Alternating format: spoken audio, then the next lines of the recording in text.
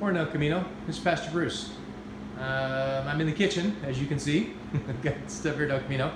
And we learned a few things this past week about air conditioning in our evaporative coolers. And I know I mentioned to you about some of the issues. We've been trying to figure out where we're losing some energy and also some air conditioning. So anyway, we discovered that also here in the kitchen area, which kind of giving you a little mini tour here, we have a cooler that actually works in here, so an evaporative cooler. And so the evaporative cooler, those of you who have them understand them. They pretty simple. They have a big pad. You run water through them. It soaks them. It makes them wet, and then they blow air through them. And it works really great in a dry time of the year. You get some really cold air, and it will blow cold.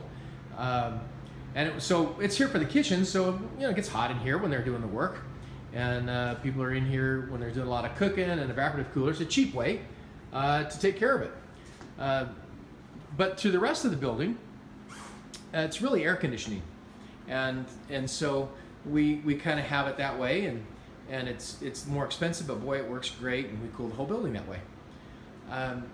What we were doing inadvertently, unintentionally, was we were running the evaporative cooler, which is moist air, in through. We had the doors open, and we were running the air conditioner and the evaporative cooler at the same time. The problem is that the two systems work on opposite principles. Evaporative coolers drive moisture in, and the air conditioners take moisture out. So we had two competing things that were trying to accomplish the same goal. One putting moisture in, one taking moisture out. So it doesn't work.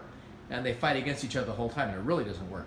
So we end up putting these little signs up here, and you can read it now. It says, if the cooler is on in the kitchen, please keep this door closed, because we don't want the air to mix in if we're going to do that.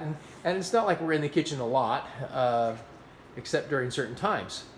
But we want to keep that part of the building separate from the rest of it, because they really are going to fight against each other. It makes it harder on the air conditioning units. They don't really work very efficiently. It gets very expensive, and they're just constantly fighting. It really is not a good idea. It made me think of Romans chapter 7. It's verses 19 and 25. It says, "For I do not do the good I want to do, but the evil I do not want to do, this I keep on doing." And then verse 25 says, "Thanks be to God who delivers me through Jesus Christ our Lord." Paul understood.